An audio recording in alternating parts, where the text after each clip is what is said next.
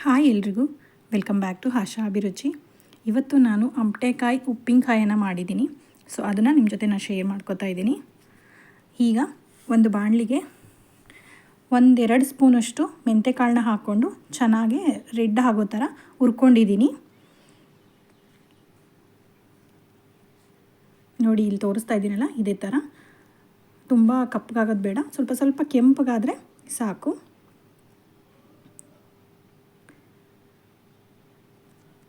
ಈಗ ಪಕ್ಕದಲ್ಲಿ ಒಂದು ತಟ್ಟೆಗೆ ಟ್ರಾನ್ಸ್ಫರ್ ಮಾಡ್ಕೊತಾ ಇದ್ದೀನಿ. ಸೊ ಹಾಗೆ ಮತ್ತೆ 1-2 ಸ್ಪೂನಷ್ಟು ಸಾಸಿವೆಯನ್ನು ಹಾಕ್ಕೊಂಡಿದ್ದೀನಿ. ಇದನ್ನು ಕೂಡ ಲೋ ಫ್ಲೇಮಲ್ಲೇ ಇಟ್ಟು ಚಟಪಟ ಅನ್ನೋ ಥರ ಹುರ್ಕೊಳ್ಳಿ. ಇದು ಕೂಡ ಟ್ರಾನ್ಸ್ಫರ್ ಮಾಡಿಕೊಂಡು ತಣ್ಣಗೆ ಮಾಡೋದಕ್ಕೆ ಬಿಟ್ಟಿದ್ದೀನಿ. ಇದನ್ನು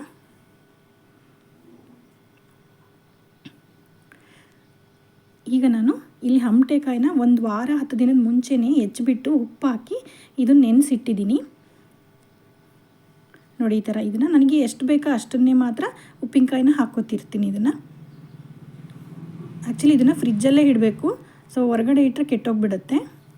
ಈಗ ನಾನು ಒಂದು ಜಾರ್ಗೆ ಸಾಸಿವೆ ಮೆಂತ್ಯ ಎಲ್ಲ ತಣ್ಣಗಾಗಿತ್ತಲ್ವ, ಅದನ್ನು ಹಾಕ್ಕೊಂಡು ಸ್ವಲ್ಪ ಮಿಕ್ಸಿ ಮಾಡ್ಕೊಂಬರ್ತೀನಿ. ತುಂಬ ನುಣ್ಣಗೆ ಪುಡಿ ಬೇಡ, ಒಂಚೂರು ಕಾಳು ಥರ ಅಷ್ಟೇ, ಆ ಥರ ಪುಡಿ ಮಾಡಿದ್ದೀನಿ. ಈಗ ಅಮಟೆಕಾಯಿ ನೆನೆಸಿದ್ನಲ್ಲ, ಅದಕ್ಕೆ ನಾನು 2 ಸ್ಪೂನಷ್ಟು ಹಾಕ್ಕೊಂಡಿದ್ದೀನಿ. ಸ್ವಲ್ಪ ಎತ್ತಿಟ್ಟಿದ್ದೀನಿ. ಮತ್ತು ಎಷ್ಟು ಬೇಕೋ ಅಷ್ಟು ನಮಗೆ ಕ್ವಾಂಟಿಟಿ ತೊಗೊಂಡು ಅಷ್ಟನ್ನೇ ಮಿಕ್ಸ್ ಮಾಡ್ಕೋಬೋದು. ಇಷ್ಟಕ್ಕೆ ನಾನು 2 ಸ್ಪೂನ್ ಹಾಕ್ಕೊಂಡಿದ್ದೀನಿ. ಮತ್ತು ಸ್ವಲ್ಪ ಉಗುರು ಬೆಚ್ಚಗಾಗಿರೋಂಥ ಎಣ್ಣೆನ ತೊಗೊಂಡು ಹಾಕಿದ್ದೀನಿ.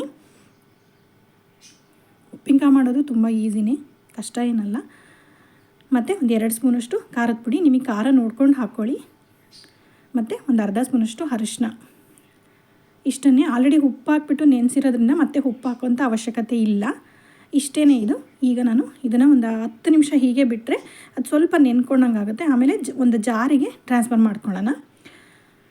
ನೋಡಿ, ಇಷ್ಟೇ ಇದು. ಯಾರೆಲ್ಲ ನನ್ನ ಚಾನಲ್ನ ಸಬ್ಸ್ಕ್ರೈಬ್ ಮಾಡ್ಕೊಂಡಿಲ್ಲ ಅಂದರೆ ಪ್ಲೀಸ್ ಸಬ್ಸ್ಕ್ರೈಬ್ ಮಾಡಿಕೊಂಡು ನೋಡಿ. ಇಷ್ಟ ಆದರೆ ಒಂದು ಲೈಕ್ ಮಾಡಿ.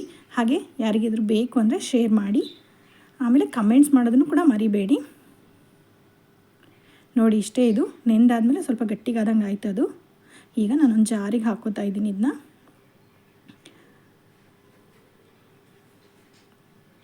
ಸ್ಟೀಲಲ್ಲಿ ಅದರಲ್ಲೆಲ್ಲ ಇಟ್ಟರೆ ಅದು ಹುಳಿಗೆ ಎಲ್ಲ ತೂತು ಬಿದ್ದುಬಿಡುತ್ತೆ. ಸೊ ಹಾಗಾಗಿ ಇದನ್ನು ಗ್ಲಾಸ್ ಜಾರು ಇಲ್ಲಾಂದರೆ ಪ್ಲಾಸ್ಟಿಕ್ಸ್ ಇರುತ್ತಲ್ಲ, ಅದರಲ್ಲೇ ಹಾಕ್ಕೋಬೇಕು. ಇದನ್ನು ಖಂಡಿತ ಫ್ರಿಜ್ಜಲ್ಲೇ ಇಡಬೇಕು, ಯಾವುದೇ ಕಾರಣಕ್ಕೂ ಹೊರಗಡೆ ಇಡಬೇಡಿ. ಫ್ರಿಜ್ಜಲ್ಲೇ ಇಟ್ಟರೆ ಚೆನ್ನಾಗಿರುತ್ತೆ, ತುಂಬ ರುಚಿಯಾಗೂ ಕೂಡ ಇರುತ್ತೆ. ಅಮಟೆಕಾಯಿ ಕೇಳಿರ್ಬೋದು ಅನ್ಕೋತೀನಿ. ಇಷ್ಟೇ ಇವತ್ತಿನ ರೆಸಿಪಿ.